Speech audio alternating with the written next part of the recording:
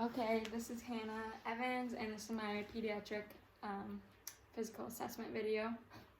Okay, so hi, my name is Hannah. I'm a student nurse from MCC.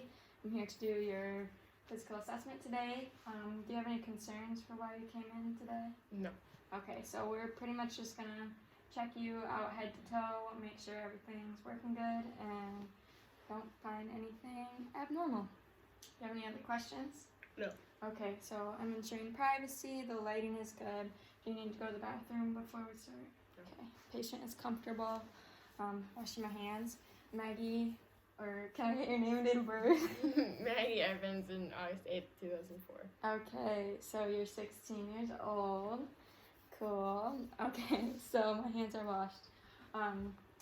First, I'm just kind of getting a general survey of her. I'm noting that she looks her stated age. She looks healthy. She's alert and oriented. She's responsive to me, making eye contact. A little tired, maybe. Yeah.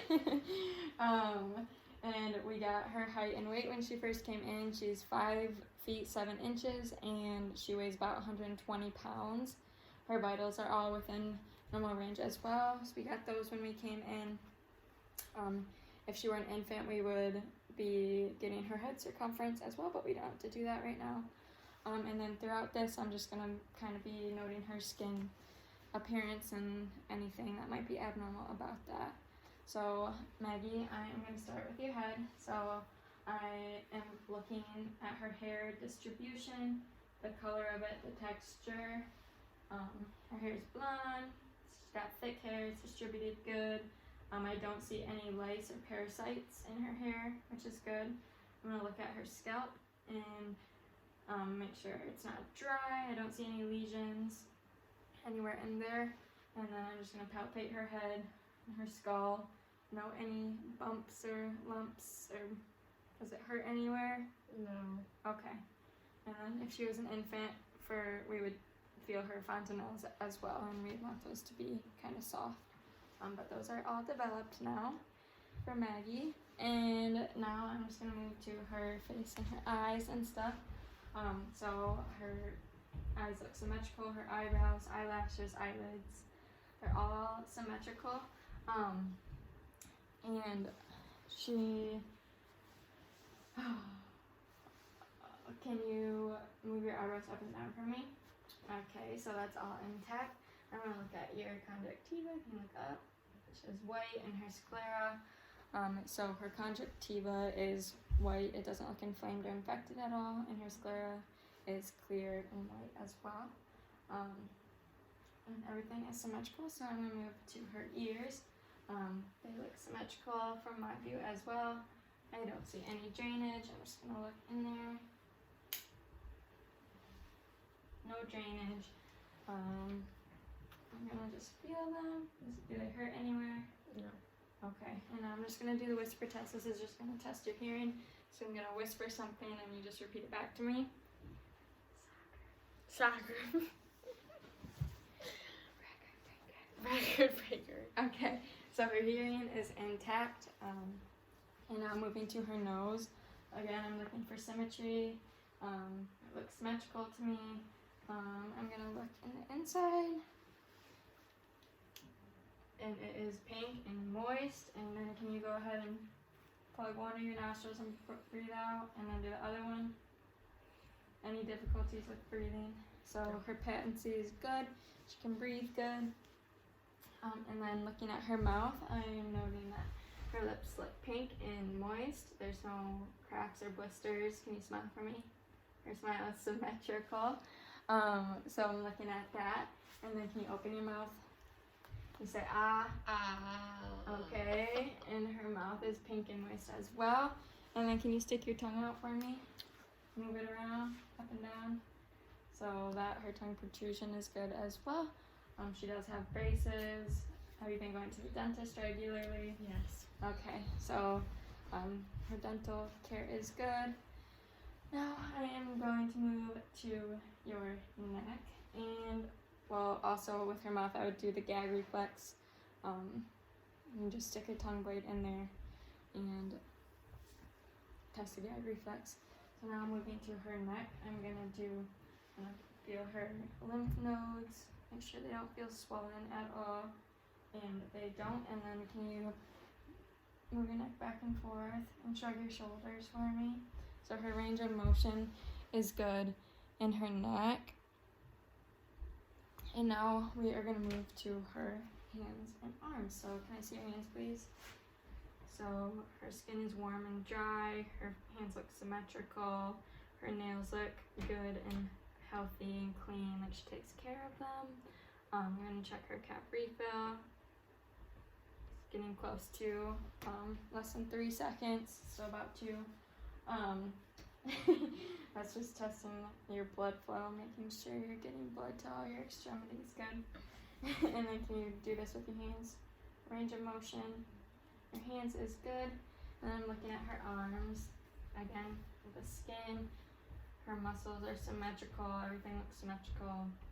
Her skin is dry and moist. And then can you do this with your elbows? This. Move them around. So range of motion in her upper extremities is good. So now I'm gonna move on to your anterior thorax, and I am going to just note the symmetry of your breathing. Do you have any difficulty breathing? No. Okay. Her skin again looks clean and dry and intact. So the lung sounds are anteriorly, they're just below the clavicle, and then down to about the 6th to 8th rib on them, and then we would listen back and forth just around the borders of the lungs. So I'm going to do that. So Maggie, I'm gonna put my stethoscope on you, and then I just need you to take a deep breath in and out every time I do.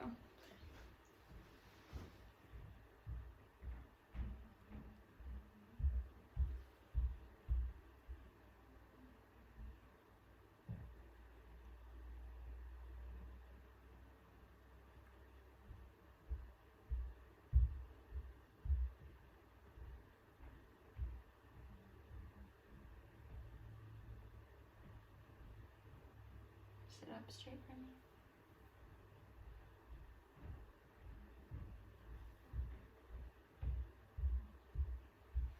Okay, so her lungs are clear and equal bilaterally. And listen to them, nothing abnormal in her lung sounds. So we would hear up in this area, up in her tracheal area, we're gonna hear the bronchial sounds. They're more high pitched, like when you're talking, and it's on expiration.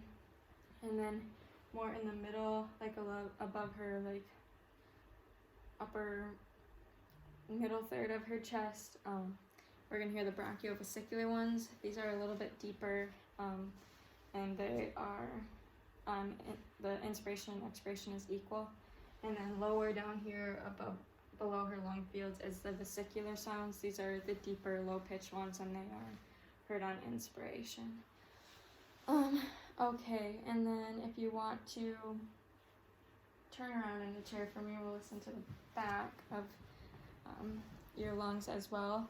So the lung posts for the back of her are going to be above her scapula, and then down to the 10th or 12th rib down here.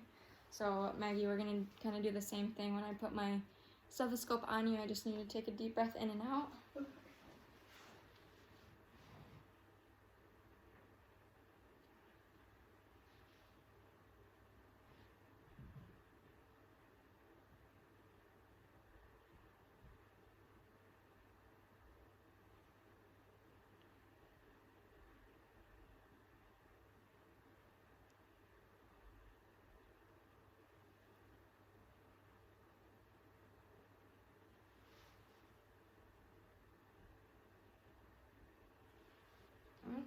Okay, you can flip back around, Maggie. Her posterior lung sounds are also clear and equal bilaterally. If we wanted to, we could check her spine during that point as well, but I'm going to save that for the end. We're also going to listen to your heart. So the heart lung points are the aortic, pulmonic, and then we go down to the tricuspid, and then the mitral valve is the apical pulse, which is where we take the pulse for 1 minute. So I'm just gonna listen to your heart real quick while you're sitting up. You sit up.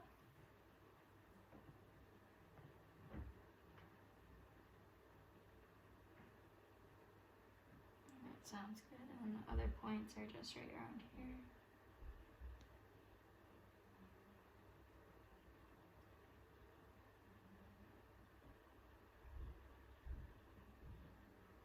Okay. So her heart sounds good and clear as well. No signs of murmurs. S1 is going to be her loudest down here, and then S2 is up here. So those sound good. And now, Maggie, if you want to lay down for me on this, if you can. Yeah, this way. Okay. Is your head okay right there? Yeah. Okay. Okay, so now I'm gonna be looking. She's a female. I'm trying not to block your head. So on a male or female, you're looking at the breasts. You're noticing any like drainage that might be coming out of them. If there's any tenderness. So I'm just gonna verbalize that for Maggie. And then I'm gonna look at in her armpits.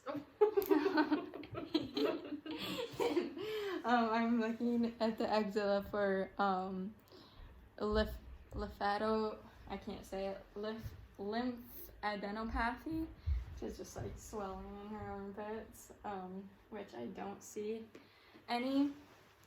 So now I'm also like noting her skin appearance. You can't really see that one, but it's fine. Okay.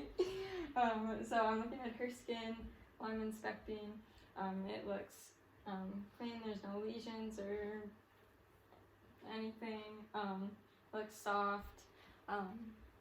So for the abdomen, you want to auscultate that before you palpate it, so you don't disturb anything. So I just noted the skin appearance, and it looks good and intact. So now I'm just gonna listen to all 4 quadrants.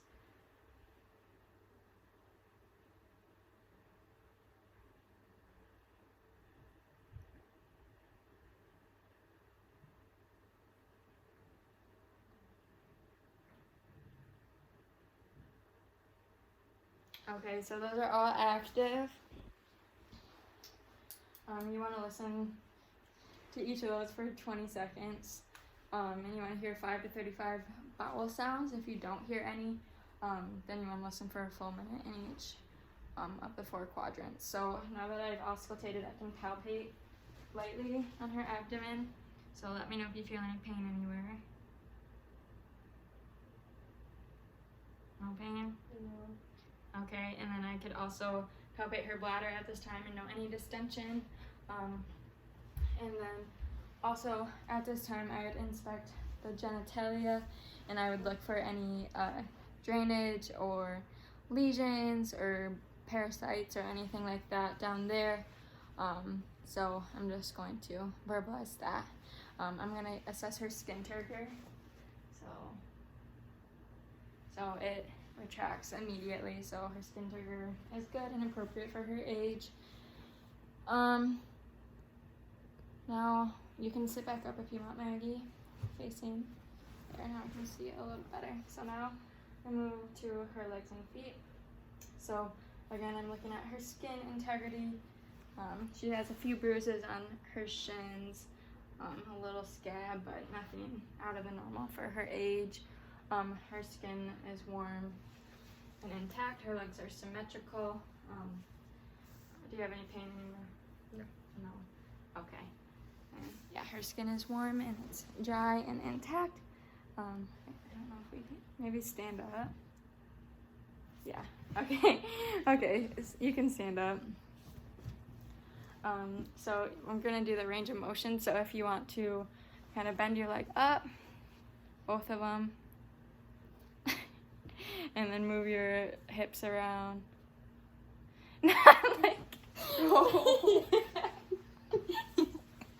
Okay, and then can you like twist your ankles around and flex and extend both of them, Okay, so okay, you can sit down. Okay, so her range of motion is good in her legs and feet. And I maybe bend like this. So I'm looking at her feet. I'm gonna check her cap refill. It's less than 3, so that's good. I'm gonna feel for her pedal pulses. Which is right here, and they are equal bilaterally, and then her posterior tibialis are also equal bilaterally with her feet. And then we can do the strength, so push forward and then pull back. So her strength is equal as well. And I forgot to test in her hands, but can you squeeze my 2 fingers with your hands? So her grips are strong in her hands as well. Have you felt any abnormal sensations in your legs, like tingling or numbness? No. Nope. So her sensations are good. Yeah, and now I'll have you stand up for me. And I'll have you turn around. Okay. So can you bend over just to about there? So I'm just feeling your spine for scoliosis. And you don't have any. Your spine is perfectly aligned and straight. You can face forward again. We'll do some range of motion of your spine. So if you want to bend back, forward, and back, twist a little. Okay, good. And then can you balance on one foot for me? And the other? Jump. Can you skip? Okay, so her gait is good. She's got a good balance. And she can jump and skip. So, okay, I think that's it, Maggie. You can sit back down if you want. And thank you for your cooperation. And I'm going to document all my findings from this pediatric assessment. And I don't have a manual blood pressure cuff. I know it says in the test out checklist that we're supposed to do that, but I don't have one. So I'm not sure if just us practicing them in the sim lab was enough for that. But yeah, so I'm going to document all my findings, wash my hands, and leave my patient comfortable and safe with her call light. And yeah.